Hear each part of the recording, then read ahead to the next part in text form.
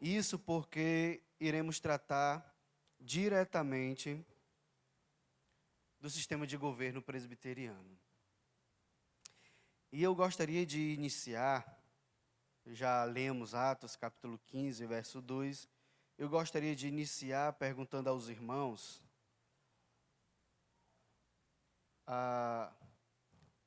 onde surgiu, ou quando surgiu o sistema de governo presbiteriano. Mas antes de você responder, calma, vamos orar para que Deus abra o nosso entendimento e também está orando pela classe das crianças. Oremos. Senhor, nós queremos te render graça por esta manhã que o Senhor nos dá. Teu dia, Senhor, e é no teu dia que nós nos encontramos para aprender mais da tua palavra e te adorar com as nossas vidas. O Senhor nos deu 6 para trabalharmos, para nos deleitarmos, nos afazeres que compete a nós, como teus servos, afazeres simples, normais de qualquer pessoa, mas que trazem também edificação à nossa alma, porque tudo que fazemos, fazemos em Ti. O Teu dia é para que o Senhor seja glorificado em nossas vidas e a nossa alma acalentada com a Tua palavra. Renova-nos em nome do Senhor Jesus Cristo, instrui-nos segundo a Tua palavra, para que ao sairmos daqui, Senhor, nesta manhã, saiamos sabendo o que devemos fazer e o que devemos abandonar. Perdoa todos os nossos pecados em nome de Jesus e nos ajuda, Senhor, pois a oração que eu faço em prol dos adultos também faço pelas crianças. Que elas cresçam no temor e temor da Tua palavra e que os professores sejam capacitados por Ti em nome de Cristo Jesus. Que todos nós sejamos ensinados pela Tua bendita e gloriosa palavra. Em nome de Cristo Jesus, amém. Amados, pois bem, queridos, onde surgiu o sistema de governo presbiteriano, ou quando surgiu o sistema de governo que nós adotamos? Quem poderia dizer algo sobre?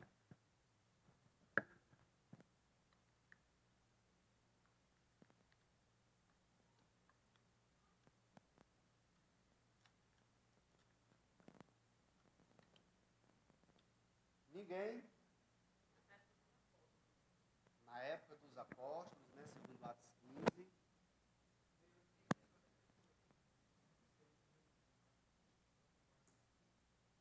Justamente, é. Geralmente nós nos apoiamos muito em Atos capítulo 15, porque houve uma discussão a respeito do lugar dos gentios no povo de Deus. Barnabé e Paulo presenciaram toda essa discussão. E como eles não tinham autoridade para tomar decisões sozinhos, eles levaram as questões para o âmbito do presbitério, né, dos pastores, presbíteros, os apóstolos que estavam ali reunidos em Jerusalém. E depois de considerarem o lugar dos gentios na igreja do Senhor, eles tomaram decisões e enviaram essas decisões escritas, junto também com Silas, né, uma outra pessoa para acompanhar o desenvolvimento do trabalho, para as igrejas em Antioquia. E tanto os apóstolos e presbíteros como a igreja viram não somente esse sistema de governo como justo, mas também como as decisões justas e piedosas. Então nós nos apegamos tanto em Atos capítulo 15, que nós nos esquecemos de que os apóstolos estavam tomando uma decisão com base já em um comportamento legal no meio do povo do Senhor. Ou seja, o Antigo Testamento já havia esse sistema de governo representativo. Inclusive, presbítero é ancião. E os anciãos e os anciões no Antigo Testamento, eles tinham um papel crucial no governo. É claro que com a monarquia estabelecida, Davi e Salomão, os anciãos eles perderam muita influência. É por isso que quando Roboão, né, presencia a nação sendo dividida, os anciões, na sua maior parte, acompanharam Jeroboão. Ou seja, os anciãos podem ser uma bênção para o povo do Senhor, mas também pode ser uma desgraça, como nessa casa da divisão. Porque os anciãos, eles queriam autoridade e influência como antes. E como no período monárquico estabelecido eles não estavam tendo, na oportunidade que eles tiveram de seguir um outro caminho, assim eles fizeram. Entretanto, Jeroboão, ele levou o povo do Senhor a pecar contra Deus. Não somente ele, mas como também os seus sucessores. As tribos do norte, conhecido como as tribos de Israel, era um povo que vivia continuamente em pecado contra o Senhor. Mas antes desse período lastimável que se deu tanto com a divisão da monarquia como com o papel lastimável dos anciãos, os anciões no Antigo Testamento, eles tinham um papel muito importante. Vocês podem ver isso quando Jetro aconselha Moisés. Olha, não é bom você estar com o encargo de governar todo o povo. Você vai desfalecer e o povo também. Então escolhe homens piedosos, que aborreçam a avareza, homens que, segundo a sua capacidade, governem sobre 1.000, 100 e 10. Houve uma pluralidade ali, né, de liderança tomando forma no período, né, mosaico. Só que esse sistema de governo, ele, como o irmão Wellington colocou, ele já estava fundamentado, né, dentro das tribos. As famílias agiam assim, ou seja, havia de fato uma comunicação por parte dos integrantes da família em algumas decisões. Mas quem tomava a decisão final era o patriarca da casa. Jacó, quando ele foi tomar a decisão de ir para o Egito, ele chamou os seus filhos e os consultou. Queridos, o sistema de governo presbiteriano está fundamentado nas Escrituras Sagradas. Não só no Novo, mas também no Antigo Testamento. O maior problema, meus irmãos, né, nós vamos estudar o capítulo 8, né, com decência e ordem, né, o governo da igreja presbiteriana. O maior problema da igreja presbiteriana hoje são dois, na questão sistema de governo. São dois problemas. É um problema, mas esse problema maior se divide em dois, ou seja, é falta de conhecimento do sistema de governo que a igreja adota. Com isso também falta de conhecimento bíblico, mas também a ideia de se trazer para dentro da IPB outras noções de governo que não seja da IPB. Não é só desconhecimento bíblico ou do sistema de governo, mas é o fato das pessoas também virem de outras denominações e quererem agir, pensar e falar conforme as denominações de origem, que não são presbiterianos. Então, isso se torna um grande problema dentro da igreja, porque, amados, em 1 Coríntios, né, capítulo 14, verso 40, nós temos esse texto que fundamenta o tema do capítulo 8. Tudo, porém, seja feito com decência e ordem. 1 Coríntios, né, 14, 40. Tudo seja feito com decência e ordem. Há uma piedade no sistema de governo. Há uma forma de você se relacionar quando você está tomando decisões que diz respeito não somente a você, mas ao povo do Senhor, à igreja do Senhor. E há uma ordem estabelecida. Essa ordem estabelecida que está nas Escrituras Sagradas nos orienta com relação a como tomar decisões e por que tomar essas decisões. Com isso, eu estou querendo dizer que há regras. Há regras. Amados, quando nós pensamos em sistema de governo, não é somente o nosso que é adotado pelas igrejas. Se bem que há igrejas batistas hoje que têm um sistema pluralista de governo. Não é congregacional. Há algumas igrejas batistas de cunho reformado que têm esse sistema pluralista de liderança, né? São os presbíteros que tomam as decisões junto com o pastor. É claro que há a participação da congregação, em alguns casos. Mas esse sistema que eu estou pontuando agora, ele não é congregacionalista como é de costume dos batistas. Essas igrejas batistas, né, são um caso à parte. Então, quando se trata de sistemas de governo, não é somente o presbiteriano que é adotado, há outros, como, por exemplo, o congregacionalismo, o episcopalismo e o presbiterianismo. O congregacionalismo é a assembleia reunida toma todas as decisões, que vai da escolha do pastor, seus oficiais e recepção de membros, como até o que será dado na escola bíblica dominical, quais professores irão desempenhar esse papel de transmissão, ou seja, tudo, tudo é decidido pela congregação, em assembleia, tudo. Então, esse sistema, embora seja considerado como um sistema democrático, na prática, há casos de que a democracia não prevalece, tampouco a representatividade. Se for um pastor de bastante influência, tudo aquilo que ele colocar para a Assembleia aprovar, que seja do seu interesse, a Assembleia vai aprovar, porque ele tem muita influência. Ou seja, na teoria é congregacionalismo, mas na prática o episcopalismo está sendo exacerbado. Não somente isso, mas também a igreja, ela corre o risco, porque a igreja ela não tem a capacidade de tomar algumas decisões, como na questão dos problemas, né, que se deu de origem doutrinárias entre Paulo, Barnabé, a igreja de Antioquia e a igreja em Jerusalém. A igreja, de fato, muitas vezes, ela não tem a capacidade necessária para discernir. Então, em um sistema congregacionalista, um pastor que cai em determinados pecados, devido ele ter uma influência, um poder de coesão dentro da igreja, mesmo ele caindo em pecado, em adultério, e muitas vezes até permanecendo no adultério, ele vai continuar, porque a igreja o ama, a igreja o quer ver restaurado.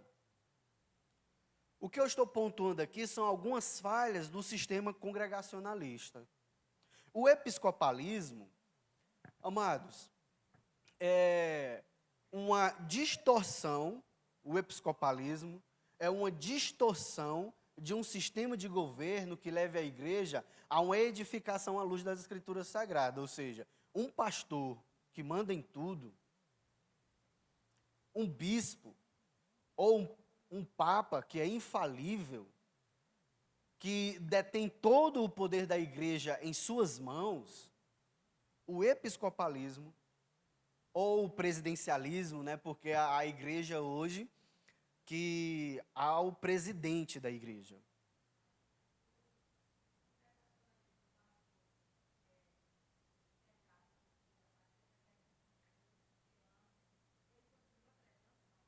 Sim, sim, sim. Ele fica normalmente exercendo o seu pastorado. A não ser. Não, ele nem passa por disciplina. Porque. A não ser que a igreja deseje isso. Se a igreja o querer substituir, ele vai ser substituído. Só que na prática é muito difícil. É muito difícil uma igreja, né, que caminhou ali 10 anos, 15 anos como pastor, não o querer. A tendência da igreja, lamentavelmente, é perdoá-lo. Mas eu digo assim, é claro que a igreja deve perdoá-lo, né, se houver arrependimento. Mas eu digo perdoá-lo no sentido de aprovar a sua postura e ser licenciosa às ações. Possa ser que essa igreja congregacionalista, né, com um sistema congregacionalista, seja filiada a uma convenção. Os pastores da convenção podem tentar uma intervenção para deixar a igreja pura. Mas, meus irmãos, infelizmente o pastor gosta de ajudar outros pastores. Infelizmente, o homem é falho, é pecador. E o toma lá da cá, muitas das vezes, prevalece. É claro que eu não estou generalizando. Há conversões, né, dessas denominações que têm uma postura fiel, né, que quer agir. Entretanto, analisando as conversões que têm sob o seu domínio igrejas de sistema congregacional, estão muitas das vezes piores do que o pastor que está em determinados pecados. Está se desfacelando no Brasil, infelizmente. É por isso que a igreja ela tem que crescer nas escrituras sagradas, nesses ambientes, para ter a postura, a firmeza e decidir pela substituição do pastor.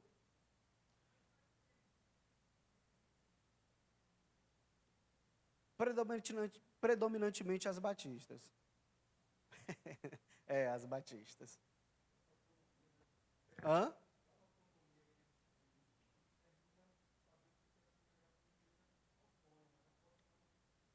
Sim,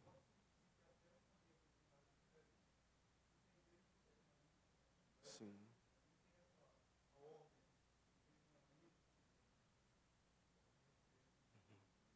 É. Porque quando o poder é concentrado em uma única pessoa, a facilidade de corrupção é muito grande. É muito grande. Só que, como eu estou pontuando, né, o episcopalismo, né, o pastor decide tudo, o presidente do ministério decide tudo, é uma distorção clara das escrituras sagradas.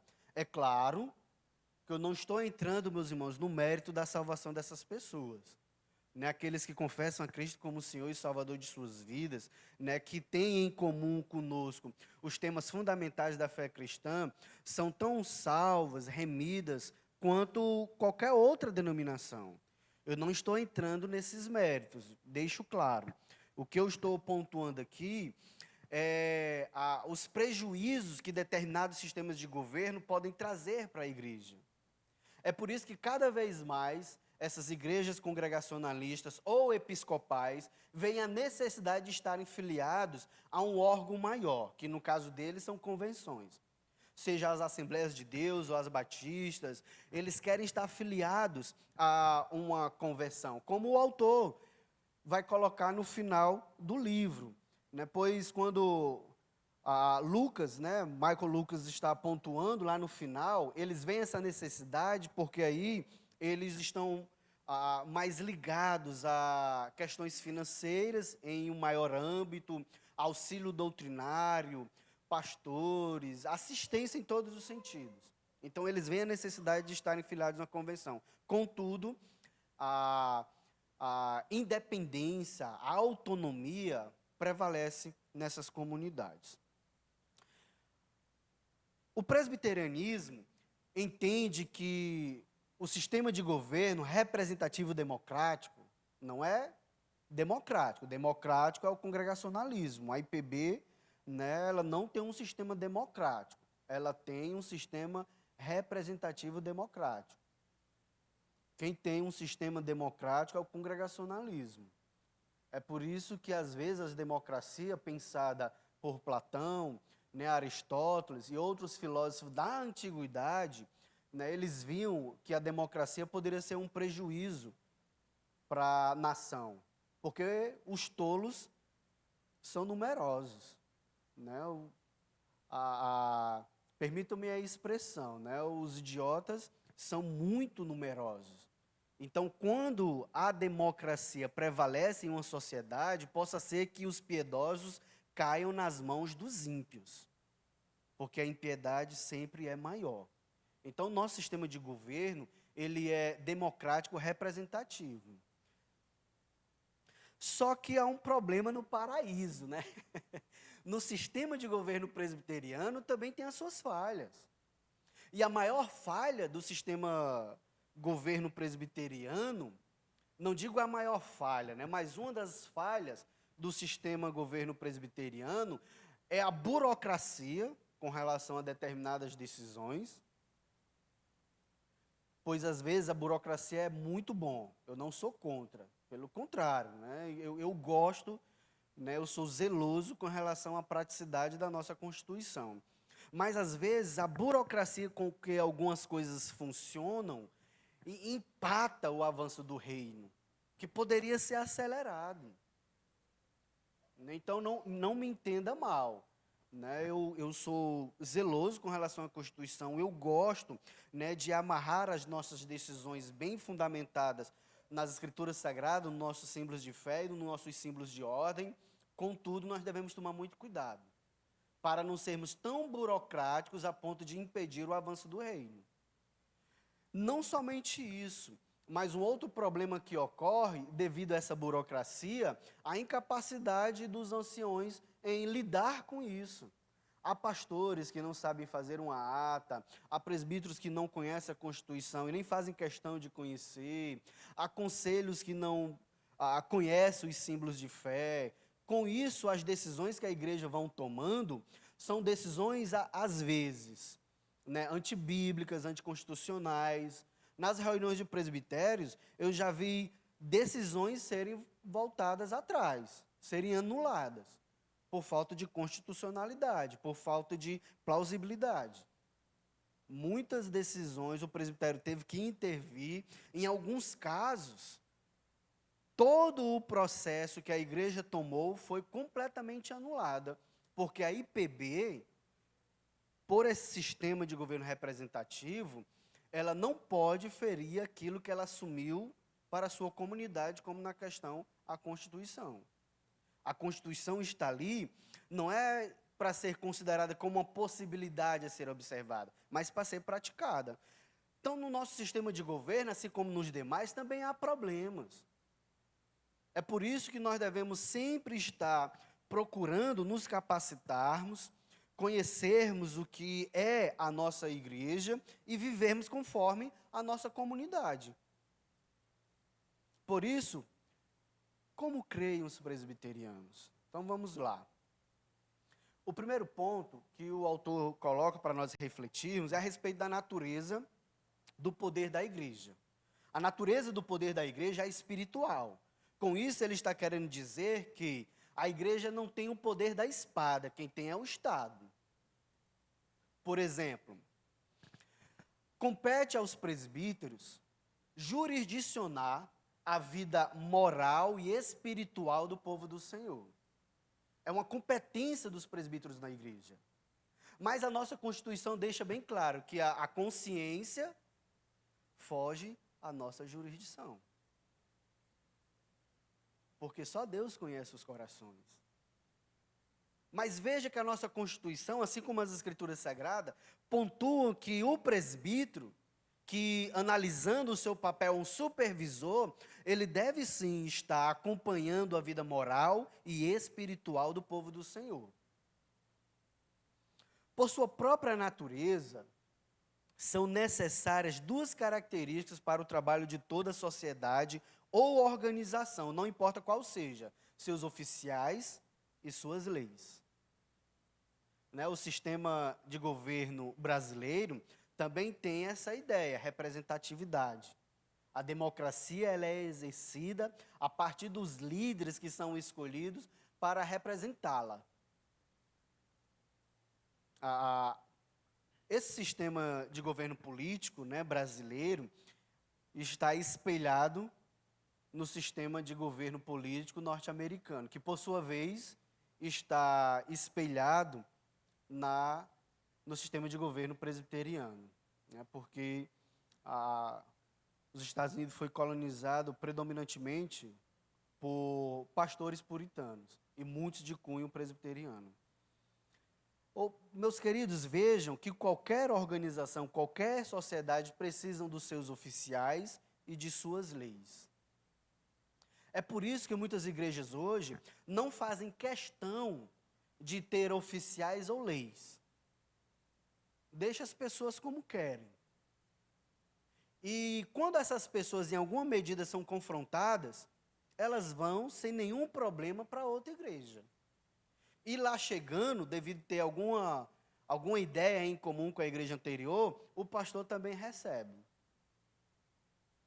Ou seja, quando uma igreja não tem oficial e nem leis, é uma igreja que está fadada a não subsistir, porque uma casa dividida contra si mesma não subsiste.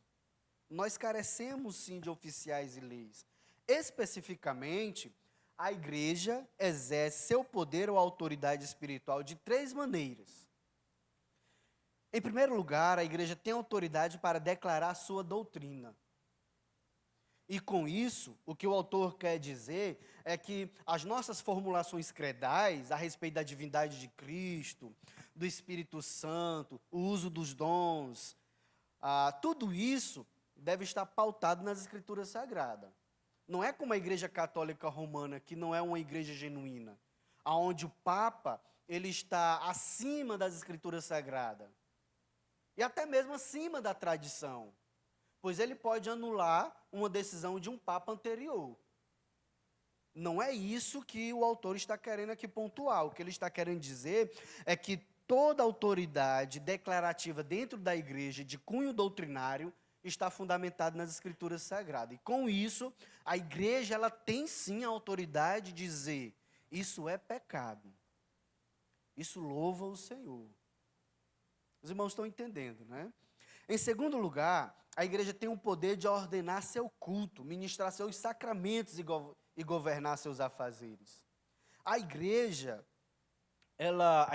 no seu sentido geral, ela tem sim, segundo as Escrituras Sagradas, o poder de ordenar o seu culto, segundo as Escrituras, ministrar biblicamente os sacramentos e instruir os seus membros com relação aos seus afazeres.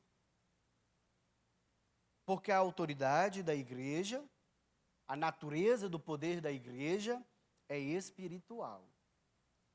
É espiritual.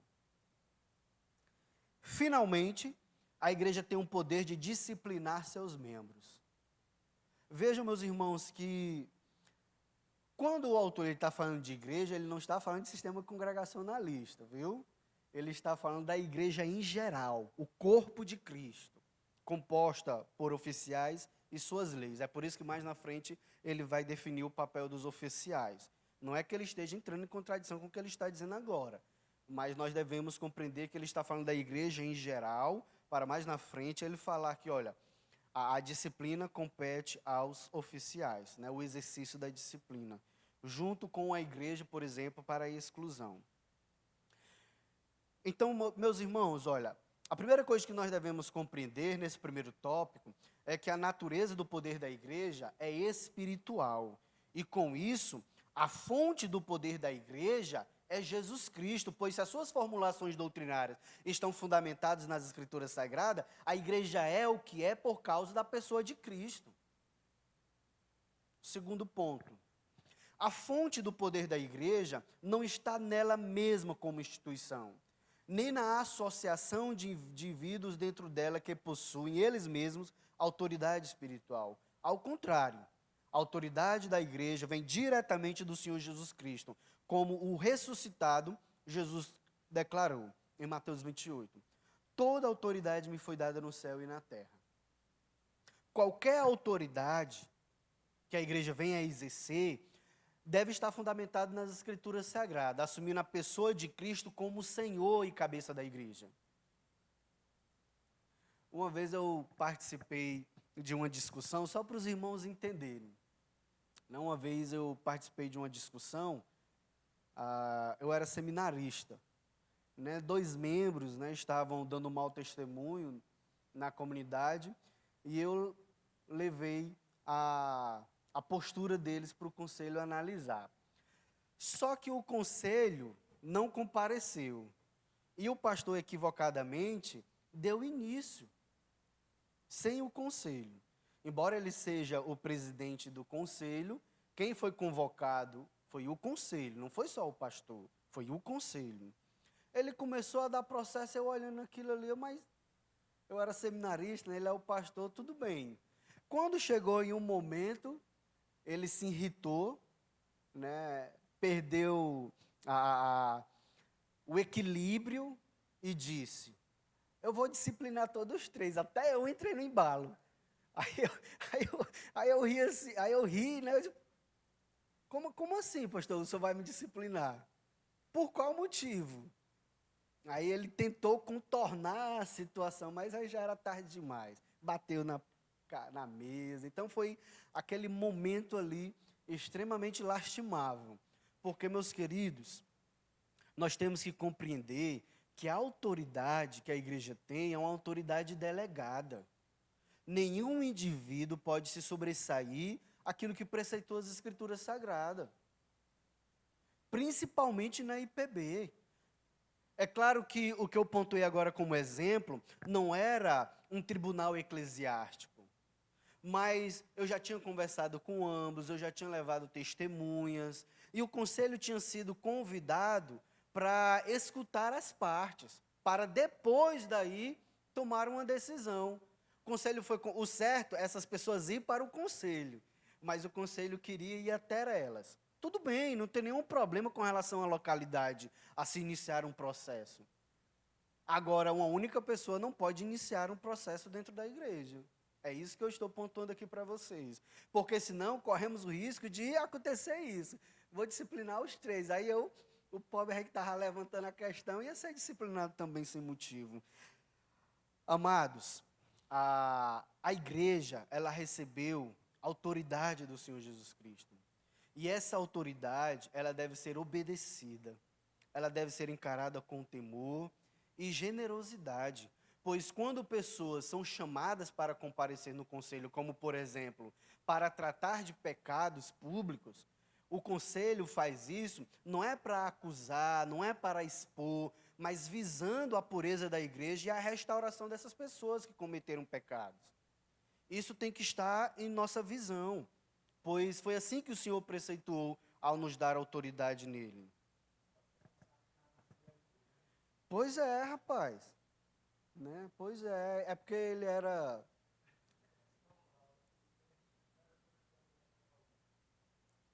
enfim, é porque está sendo gravado. Aí eu estou aqui só paudando, paudando aqui. Um outro ponto, meus irmãos, é que aqueles que recebem o poder eclesiástico, aí nesse ponto aqui ele já diz, olha, a igreja do Senhor Jesus Cristo tem um cabeça. Inclusive, houve até uma discussão dentro da IPB, alguns anos atrás, que dizia o seguinte, olha, a IPB não é um sistema de governo representativo democrático. Aí teve alguns teólogos que disseram, olha, a IPB adota um sistema de governo monárquico representativo democrático. Mas o nome é longo, mas é para ser fiel às Escrituras Sagradas. Porque quem exerce a monarquia absoluta sobre nós? Cristo. É Deus, sim, é Ele que exerce a monarquia, Ele é o nosso Ele é o nosso rei. Ele é o nosso profeta, sacerdote e rei. Então não é só o conselho olhar a Constituição, é olhar também o que diz as Escrituras Sagradas, principalmente as Escrituras. Aí aqui nesse ponto, meus irmãos, o autor ele diz o seguinte, com relação aos oficiais. Próximo slide.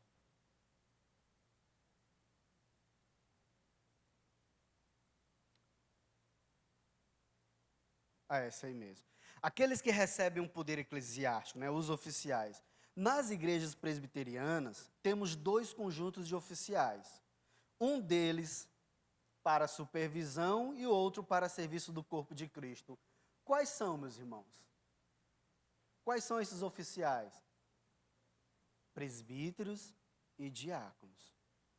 Então a igreja, ela não tem cooperador, auxiliar, ela não tem, em termos de oficiais, né? Um missionário, um evangelista. Oficiais, segundo as Escrituras Sagradas, dois: presbíteros e diáconos. Presbíteros e diáconos. É claro que há pastor evangelista, há pastor missionário, mas quando a Constituição pontua isso, não está falando a respeito do oficialato em si, mas o que o pastor predominantemente exerce e como ele está exercendo. Porque pastor, seja evangelista, missionário, é o pastor. Diga lá, irmã Rosário. Tá certo.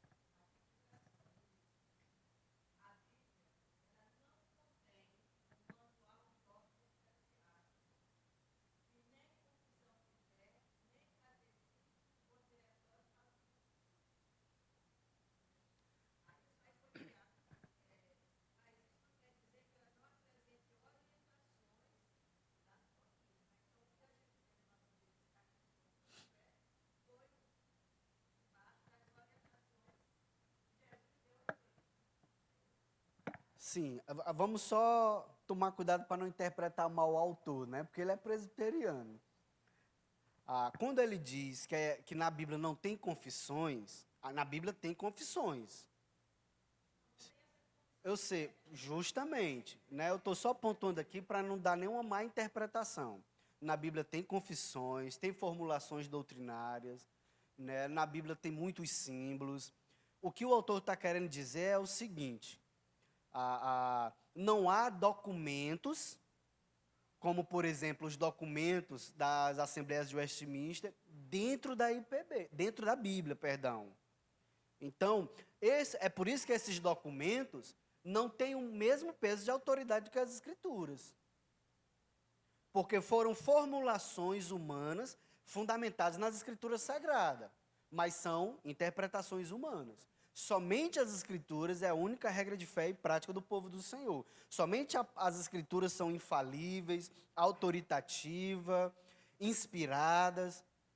Somente as Escrituras.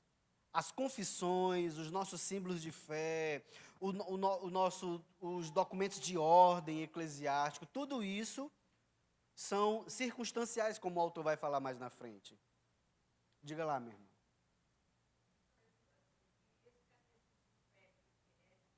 Uhum.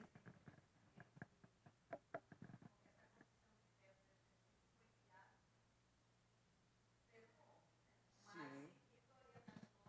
Das Escrituras. Sim, sim, sim.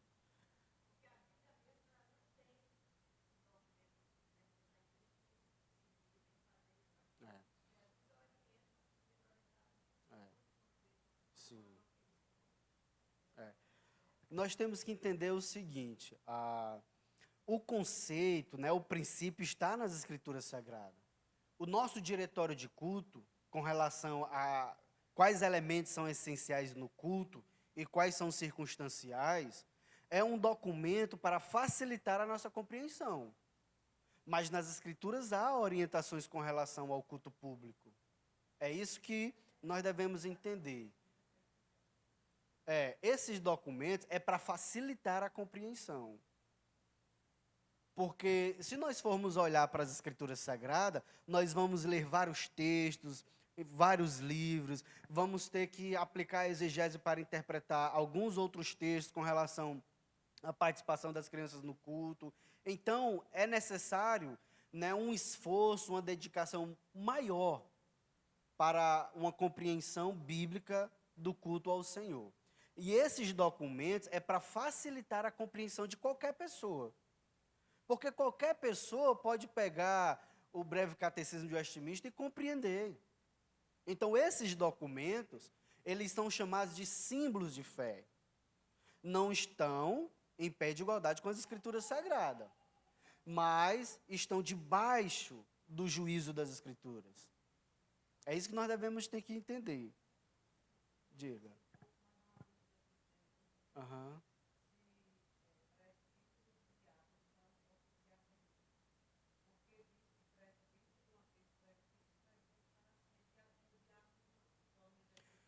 O diácono também.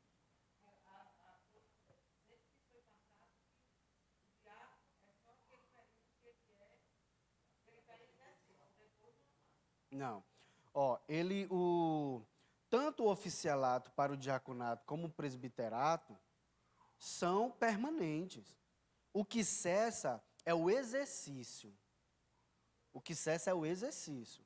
Por exemplo, eu sou presbítero regente, sou eleito, eu era membro. Eu fui eleito pela igreja para ser presbítero. Aí eu fui ordenado.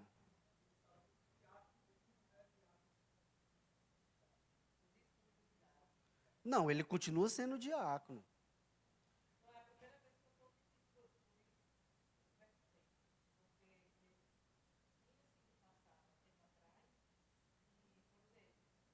O exercício cessa.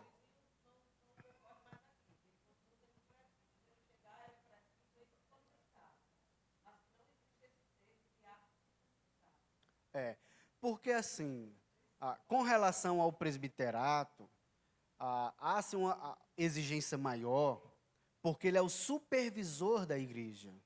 O diácono, ele está ali para servir o corpo, não tem a mesma autoridade do presbítero, mas é tão importante quanto, só que nós estamos tratando de ofícios, e os ofícios são permanentes. O diácono, ele deixa de ser diácono quando ele é eleito para ser presbítero. Aí sim ele deixa de ser o diácono, porque aham, aí não concorreu mais, ele continua sendo diácono.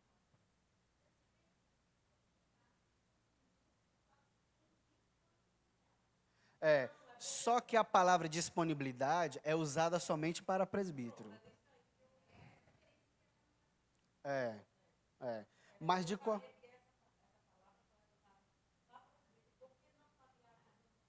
Para que a igreja compreenda que, embora ele ainda seja um presbítero, como qualquer outro presbítero, ele não está em um exercício administrativo. Esse é o ponto para presbítero. Porque ele não foi eleito. Eu estou pontuando o seguinte, que a nossa Constituição, ela pontua essas questões com relação ao presbítero, para que a igreja compreenda que, embora ele seja presbítero, ele não está em exercício, ele não faz parte do conselho para administrar a igreja, embora ele seja presbítero. Eu acredito que seja porque nós devemos pressupor. Contudo, o diácono, eu sei que é um pouco tênue a questão, que de fato deveria haver instruções maiores. Sim, sim, sim. Mas é como eu estou falando, a questão é que o diácono, ele não vai administrar a igreja. Então não tem tanta necessidade de preceituar essa distinção. Porque todos nós fomos chamados para servir. O diácono eleito, ele foi chamado para servir a igreja e responde diretamente ao conselho, porque ele foi eleito pela igreja para um exercício de 5 anos. Não sendo eleito para mais 5 anos, ele continua sendo diácono, porque é um ofício bíblico. Contudo, ele não responde ao conselho. Ele não responde à igreja. Ele é diácono e foi chamado para servir o corpo de Cristo, mas não como a junta diaconal. Diga lá, meu irmão.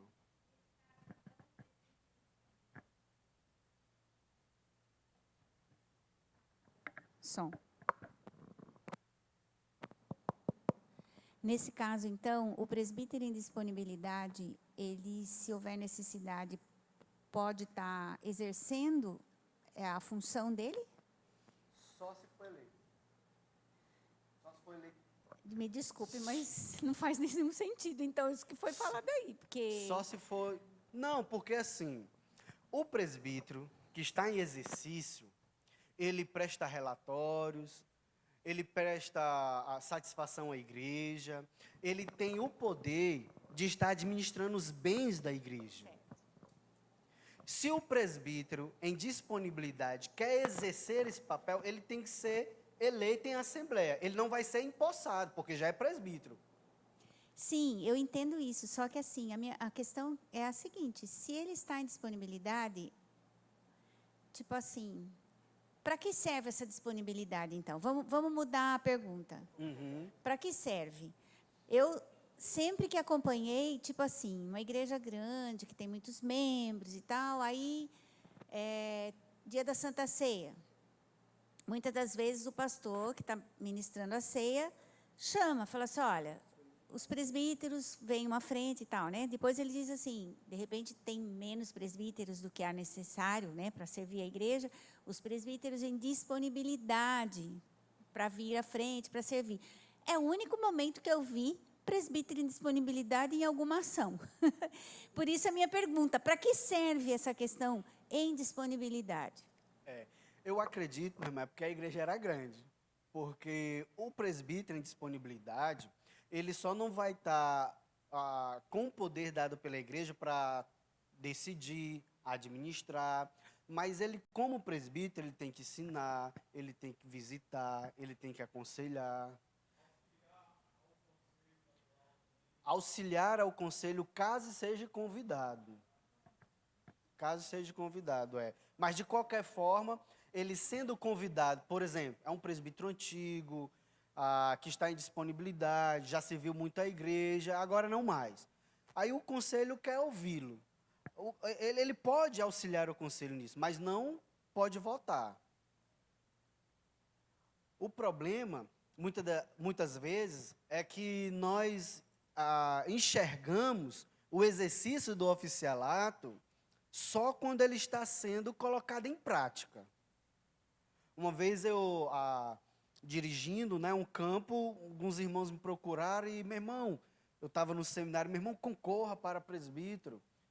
Aí meus irmãos, eu não quero, né, eu vou porque o conselho está acima de mim, eu sou seminarista da igreja, vai ter assuntos que vai tocar na minha pessoa, então pode ter algum problema, então eu prefiro me abster de concorrer. Não, mas você já ensina e etc. Justamente, eu já estou pregando, eu já estou ensinando, já estou servindo. Deixa o conselho tomar decisões com relação à minha vida. Porque se eu fosse eleito, por exemplo, e presbítero, aí de repente, a primeira coisa que eu ia fazer era, meus irmãos, como é que está a situação do meu seminário? Vocês vão me apresentar mesmo? Ou seja, eu ia querer tomar decisões que poderiam ser vistas pelo conselho de outra forma, e devido a eu estar lá, eles iam ficar cautelosos. Então, para evitar tudo isso, né, eu disse, olha, eu estou servindo. Então, nós temos que compreender justamente isso, né, que a igreja tem 2 oficiais, né, um para supervisão e o outro para serviço. Quando se trata do presbítero, aí a nossa igreja divide em presbítero docente e regente. Vamos abrir em 1 Timóteo 5,17. 1 Timóteo 5,17. E, meus queridos, esse sistema de governo está ancorado em toda a Escritura Sagrada. Algumas pessoas vão dizer, não está nas Escrituras, o presbítero regente. Está sim, principalmente no Antigo Testamento. Em 1 Timóteo, capítulo 5, versículo 17, quem encontrar, pode ler.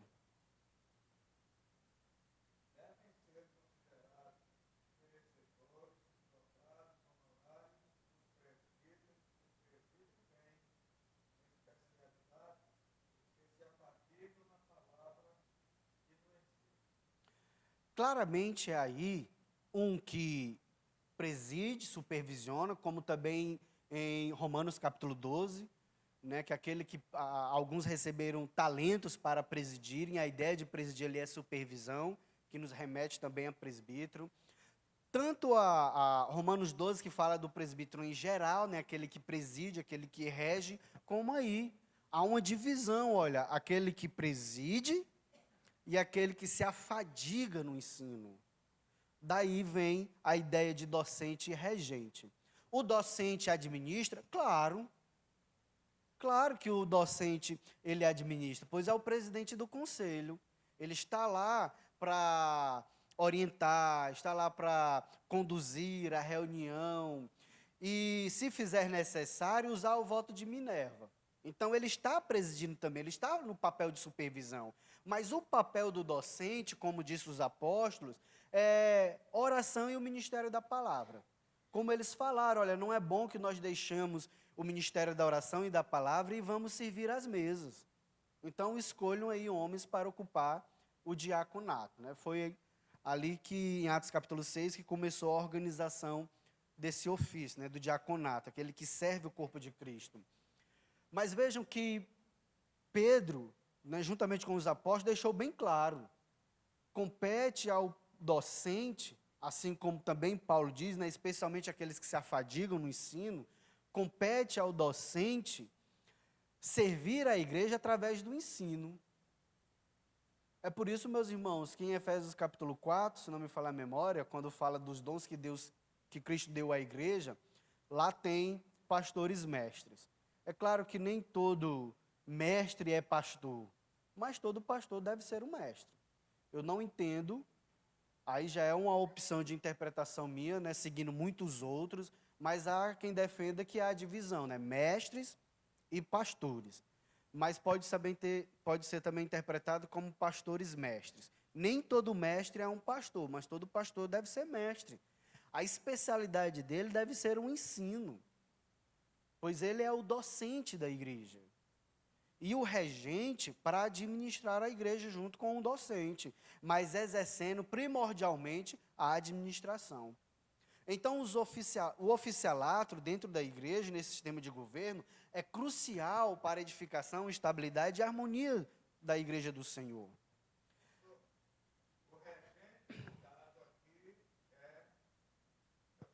Eu sou o docente, o que ensina.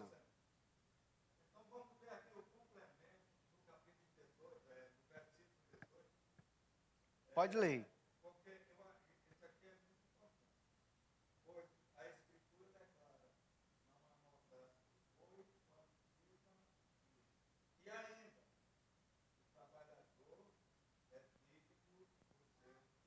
Sim.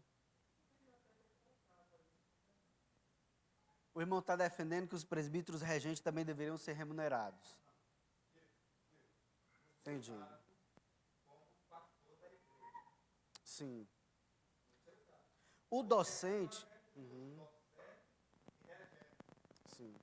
O docente, né, tá presente aí no versículo em questão. O docente, ele é remunerado porque ele deve se afadigar no ensino, no ministério da oração e da ministração da palavra. O regente, ele tem a incumbência de administrar os recursos da igreja. Então, não é necessário ele servir integralmente, ser remunerado por isso. É claro, se a igreja puder, amém. Mas, como ele não tem tanta coisa para decidir, para fazer, como o docente, pois não pesa as mesmas responsabilidades sobre ele, daí a não remuneração. Mas o ponto de fato é por isso que ele pode exercer outros trabalhos. Como Paulo, em casos excepcionais, trabalhou para não ser pesado da igreja. Mas a partir do momento que veio recursos da igreja para ele, ele parou de trabalhar e se empenhou integralmente no ensino, na ministração, na pregação. É isso que o irmão estava querendo falar?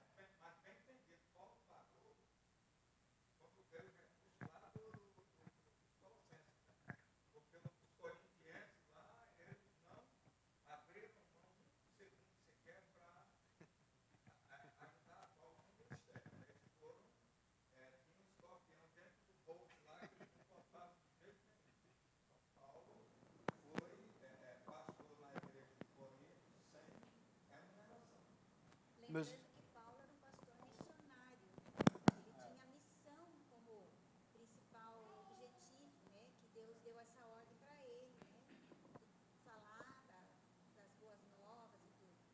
Então eu acho assim que nesse momento Paulo não estava preocupado em receber nada da igreja. Ele, ao contrário, estava preocupado em se doar para a igreja, né? Seja de que forma fosse, eu acho. Não, ele trabalhou em casos específicos porque lhe faltava recursos. Não somente para se manter, mas para continuar a obra. Mas ele pedia, entre aspas, né, meus irmãos? Ele pedia assim, muita ajuda financeira, muita oferta para expansão, porque ele não era só aquele pregador itinerante que saía pregando. Ele fundava a igreja. E para fundar a igreja requer muito tempo. A irmã levantou, não? Irmã Rosário. Eu não entendi aí essa ligação entre pastor e presbítero regente. Para mim, o senhor é o pastor, é o reverendo, e tem o presbítero regente e o presbítero docente, né? Sim. No caso, o regente... O presbítero docente é o pastor, sou eu. Ou seja, presbítero, só há um presbítero. O que muda é a finalidade, o exercício de que está se colocando em prática. O docente se afadiga no ensino, o regente na administração da igreja. O presbítero docente é o pastor. A irmã entendeu? Porque aqui no livro diz assim, ó, aos presbíteros regentes é confiado especificamente a tarefa de administrar a ordem e a disciplina em uma igreja específica. Já os docentes são aqueles que, além da responsabilidade de administrar a igreja, têm ainda a função de alimentar o rebanho pela leitura, explanação e pregação da palavra de Deus e a ministração de sacramentos. Então, no caso, é o pastor. No caso, assim, o senhor docente e Luizinho, esse daqui, os outros são regentes. É. Mas eles não são presbíteros, Docentes. docentes, eles são regentes. Mas eles também têm a função de evangelismo, né? De ensinar a palavra para o... Sim. Assim, todos nós recebemos um chamado geral para ensinar, pregar a palavra, orar. Mas o pastor docente, ele vive integralmente disso. Inclusive, no texto em questão, meus irmãos, a Bíblia é bem clara em dizer, olha, aqueles que presidem bem, né, que sejam dignos de duplo honorário. Né? Não é aumentar o trabalho do pastor, é dar as condições necessárias para o pastor exercer o seu ministério integral. Ali o Paulo está falando de finanças. Então, o pastor que preside bem, que se afadiga no ensino, que ele receba o que é necessário para ele continuar trabalhando integralmente para o Senhor. Como, por exemplo, já houve momentos na minha caminhada de experiência pastoral que eu trabalhei, porque a igreja não tinha condições. Então, eu trabalhei. Mas assim que a igreja teve condições, aí eu não trabalhei mais secularmente. Por exemplo, Neto, o presbítero Neto, aqueles outros presbíteros, né, que saíram, como é o nome do outro, que era cunhado, genro de... Não, Martins. Martins e Neto, eles pregavam, né? Eles são presbíteros docentes ou regentes? Regente. Aí já outros presbíteros não pregam. Aí, no caso, são, por exemplo, Luizinho, ele é regente. É regente. Aí, no caso, Neto, Martins é regente também. Mas prega aí. Prega. Que não significa que eles não possam fazer isso, o regente. Se eles podem fazer isso, eles fazem sem nenhum problema. Mas pesa sobre o docente essa responsabilidade. É por isso que um presbítero regente que não administra, ele está no lugar errado. Assim como um presbítero docente que não ensina, ele também está no lugar errado. Porque da mesma forma que tem presbíteros regentes que não administram, tem presbíteros docentes, eu conheço, que não ensinam, que não conseguem pregar bem. Estão no lugar errado. Mas é como eu estou pontuando. O regente, ele pode pregar, ele pode ensinar? Pode, sem nenhum problema. Assim como um candidato ao ministério também pode ensinar. E não tendo nenhum ofício sobre ele. Mas vamos continuar aqui. Tudo isso, meus irmãos, nós vamos considerar de forma mais detalhada quando nós tivermos as nossas aulas sobre o oficialato, né? Porque em outubro tem eleição para presbíteros e diáconos, então nós vamos nos deter um pouco mais a respeito de tudo isso. Aí quando chega lá, a gente dá mais atenção a isso. Mas agora vamos para a natureza conectiva da igreja. A Igreja Presbiteriana do Brasil, ela é uma igreja federada. O que isso significa? É um conjunto de igrejas federadas. O que isso significa? Embora nós sejamos autônomos no exercício, nós não somos independentes, por exemplo, da IPB de Pirangi, da de Manaí. Nós temos autoridade local, mas nós estamos ligados a essas outras igrejas, porque são igrejas que fazem parte do mesmo sistema de governo e estão alicerçados, né, no mesmo código constitucional. Então, vamos lá para a natureza conectiva da igreja. Para seu governo, segue o seguinte, notem isso, símbolo de ordem e símbolo de fé. O que é o símbolo de ordem? É a Constituição da igreja, né? Esse livrozinho aí em verde, ó. A qual é composta dos seguintes documentos. Esse livro ele é dividido em 3 partes. A Constituição, propriamente dita, o Código de Disciplina e os princípios de liturgia. O símbolo de ordem, que é o manual presbiteriano, eu gosto de falar Constituição, mas é o manual presbiteriano. O manual presbiteriano, ele tem tudo aquilo que um conselho deve fazer na hora da disciplina, de cultuar a Deus, na recepção de membros, na avaliação de candidatos ao Sagrado Ministério, aspirantes ao Sagrado Ministério, perdão, ou seja, tudo aquilo de organização constitucional está nesse livro e nas resoluções e de gestos. Então, o símbolo de ordem. O símbolo de fé é a Confissão de Westminster, o Catecismo Maior de Westminster e o Breve Catecismo de Westminster. Então, esses documentos doutrinários são os símbolos de fé da igreja. Ou seja, por exemplo, os oficiais, quando eles são ordenados ao oficialato, na IPB, eles fazem um juramento. Né? Eles adotam os símbolos de fé e adotam para promover e defender. É por isso que uma IPB, onde o pentecostalismo prevalece, ou qualquer outra faceta denominacional que não seja da IPB, é uma anomalia dentro da IPB. Porque tudo aquilo que rege a IPB está tanto no símbolo de ordem como no símbolo de fé. No símbolo de fé, doutrina. Símbolo de ordem, Constituição. Preceitos organizacionais para a igreja local. Então, para o governo da igreja, em termos de documentos, são os símbolos de fé e o símbolo de ordem. Então, o oficial, ele, quando ele vai ser ordenado, ele faz um juramento perante o Senhor e perante a igreja de defender os símbolos de fé, de adotar os símbolos de fé. É por isso que é tão importante os oficiais conhecerem esses documentos, para não prejudicar a igreja. Todos são obrigados a conhecerem, todos. Inclusive, como é que vão fazer um voto de adoção se não conhecerem? Mas tem muito isso. Muitos fazem um voto de adoção, né, de juramento, mas não conhecem. Né? Aquele que criou Charles Finney, né, ou Charles Finney, aquele que criou o apelo à frente, originalmente ele era presbiteriano. E devido ser um bom pregador, pelo menos na perspectiva daquela época, devido ser um bom pregador, muitas pessoas o ouviam e o conselho o apresentou ao presbitério para ele ser ordenado. Ele fez um juramento de adoção e defesa desses símbolos, bem como promoção. Só que depois da sua ordenação, lá na frente, ele disse que ele nunca leu. Ou seja, iniciou seu ministério pastoral mentindo. Né?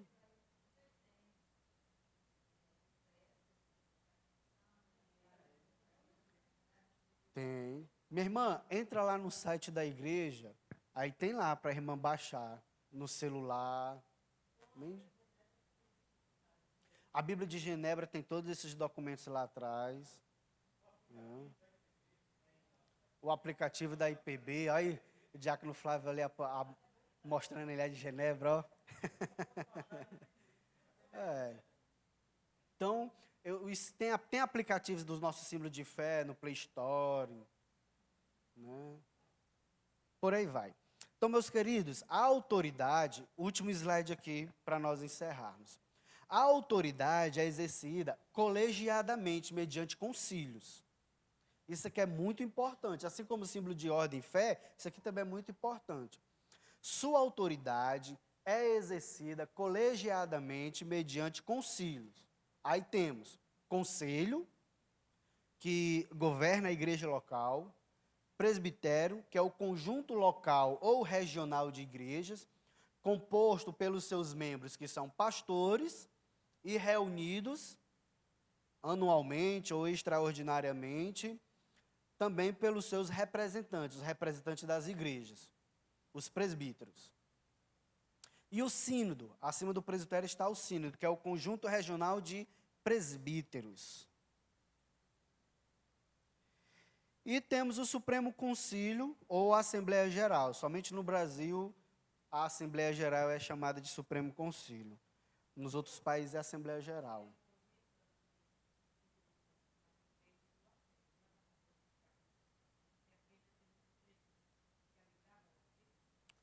Sim, pois é.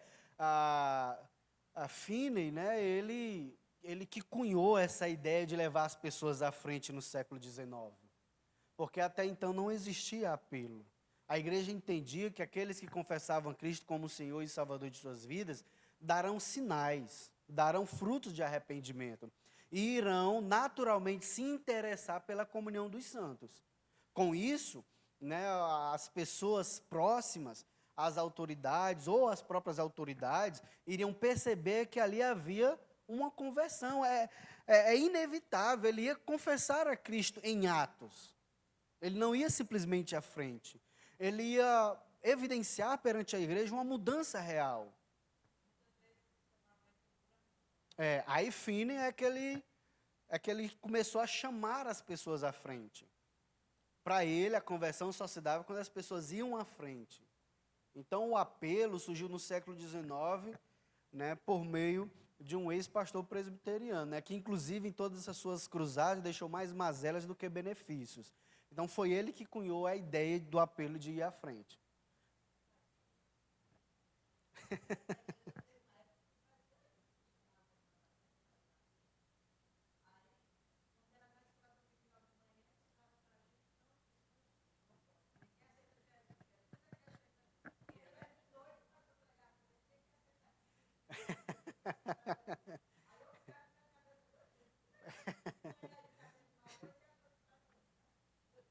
É complicado, né, meu irmão? É complicado. Mas aí, graças a Deus, mudou, né? Graças a Deus mudou. Então, meus queridos, olha, a questão do apelo como vir à frente, ele é problemático, porque isso se dá por uma coerção emocional, né? A pessoa está influenciando ali a pessoa a tomar uma decisão. E na minha época, né, a pessoa batia no braço, bora lá na frente, eu vou contigo, bora, e insistia muito. Misericórdia, insistiu muito. Hoje, o pastor, quando ele estiver pregando sobre a cruz de Cristo, compete a ele levar as pessoas a entender a necessidade de Cristo. E aonde elas estiverem, seja aqui dentro da igreja, ou assistindo a transmissão do culto online, se converterem a Cristo. Então é lá, seja aqui ou lá, quando o pastor mostra a necessidade de confessar a Cristo, elas podem sim confessar a Cristo como Senhor e Salvador de suas vidas.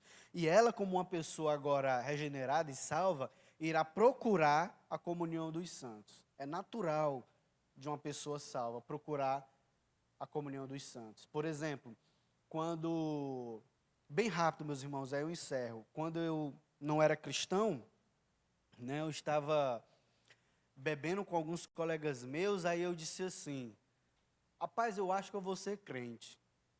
Aí teve um rapaz que disse assim, é a melhor coisa que você faz. Aí pronto, morreu a história. Aí depois de algum tempo, aí eu cheguei para minha mãe e disse, olha, eu vou ser crente. Aí a minha mãe, não acredito não. Aí começou aquela coisa, né? Aí eu vi um colega meu passando na rua, aí eu o chamei, né? E dizendo que queria ir na igreja dele. Então o ato de eu dizer que eu quero ser crente, eu acho que eu vou ser crente, ali já era o Espírito Santo de Deus. Não era eu mesmo, era o Espírito Santo.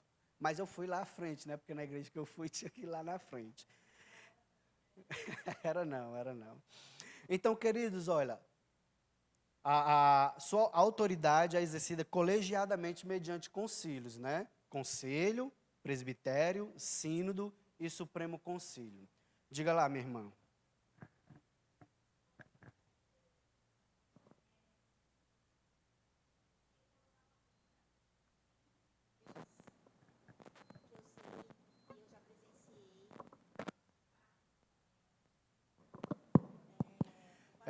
Meus irmãos, vou pedir para vocês fecharem a porta aí, porque ainda vai haver uma prestação financeira. Por gentileza, por favor. Mas vai ser rápido. Diga lá, minha irmã. Eu, como eu estava falando antes, né? Existem igrejas presbiterianas e que eu sei que fazem, têm esse hábito, os pastores, né? Eu já participei de uma delas e, inclusive, o pastor que, quando eu participava, ele ficou 15 anos nessa igreja eu não fiquei todo esse tempo lá, né? Cheguei depois, ainda acompanhamos, acho que uns 5, 6 anos juntos. Hoje ele está numa das maiores igrejas presbiterianas que eu acho do Brasil, com muitos membros. E esse pastor, ele tem o hábito de chamar as pessoas à frente. Por exemplo, ele faz a pregação, certo? E chama as pessoas para orar pelas pessoas, aquelas que querem, então, receber uma oração mais específica, certo? No final da pregação. E também fala a respeito de aceitação a Jesus, né? Mas não especificamente, é mais nesse sentido mesmo, de quando termina a pregação, então chama as pessoas, aqueles que querem receber, né, e tal, mediante a palavra que foi proposta, certo? Que foi falada. Como que, a minha pergunta é assim, como que a igreja, ou a doutrina da igreja vê esse tipo de ação, digamos? Depende, né, do pastor, depende do presbitério. Então, tem presbitérios que é contra essa prática. Inclusive, se um ministro fazer isso, o presbitério tem a iniciativa de conversar com ele. Depende do presbitério, né? Depende do conselho. Ma- Mas nos Então, princípios reguladores de culto, não há nada sobre essa prática. Então ela pode ser feita, praticada normalmente. Se não há contra... É aquela história, né? Se não é contra... Já ouvi falar aqui em muitas coisas aqui. Tem presbitérios que adotam, tipo assim, se não fala nada contra, então vamos adotar, vamos fazer. O problema é que se a gente seguir essa linha de raciocínio, a gente vai praticar muitas coisas que, em alguma medida, fere, né, o princípio regulador de culto. E no princípio regulador de culto diz que tem que haver adoração, louvor, oração e ministração da palavra. E tudo é para o Senhor. Então você infere dessa prática, né, orientadora, bíblica e constitucional, que não há apelo. Eu não vou dizer que essa pessoa está, dependendo da forma que ela faz, né, porque tem pessoas que eu vejo que na hora do apelo, de fato, estão pecando contra o Senhor. Porque estão apresentando um Cristo subserviente, empregado, que é uma opção. E Cristo, ele não é uma opção para ninguém, né? Ele é o Senhor absoluto. Ele é a única solução. É por isso que as conversões hoje, né, geradas com esse teor, têm trazido muitos prejuízos para dentro da igreja. E séculos atrás, né, o que havia era uma exposição das escrituras sagradas. Então, é por isso que os pastores mais reformados, os pastores mais bíblicos, mais constitucionais, eles não têm essa prática. Porque quem convence o homem do pecado, da justiça e do juízo é o Espírito Santo. E não precisa de mecanismos humanos ou de posturas humanas. Né? Só para encerrar, meus irmãos, bem rápido, eu até comentei aqui com relação ao meu irmão. Né? Eu pastoreava uma congregação pentecostal, né? Acho que eu tinha 23 anos de idade, ou 24, e eu já tinha essa mentalidade. Aí o meu irmão chegou para mim e disse, olha, você não vai fazer o apelo, porque em toda a igreja onde eu estava dirigindo, fazia o apelo, menos eu. Aí eu disse assim para ele, olha, só o fato de você manifestar o desejo de ir à frente é prova de que o Espírito Santo já agiu no seu coração e não precisa você ir lá na frente. Basta agora ter as instruções necessárias para ser recebido como membro. Então, esse é o ponto, né, que nós devemos observar.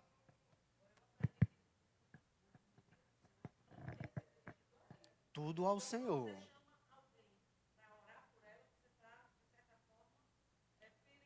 Dando atenção a ela,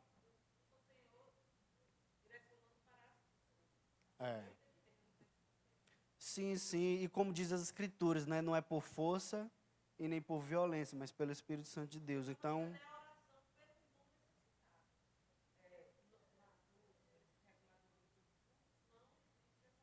não há. Basta você orar. né? Você orando sem chamar a pessoa na frente. A oração do justo pode muito ter seus efeitos. Então, independente da atitude, havendo oração sincera, o Senhor vai responder. E, de fato, qualquer atenção dada a pessoas perante a igreja, a gente corre o risco de quebrar o princípio regulador de culto, principalmente neste sentido. Pois bem, meus queridos, vamos só orar e encerrar neste momento. Eu peço que vocês tenham um pouco de atenção e paciência, porque o presbítero Moacir ele vai nos trazer um breve relatório financeiro sobre a nossa igreja. É claro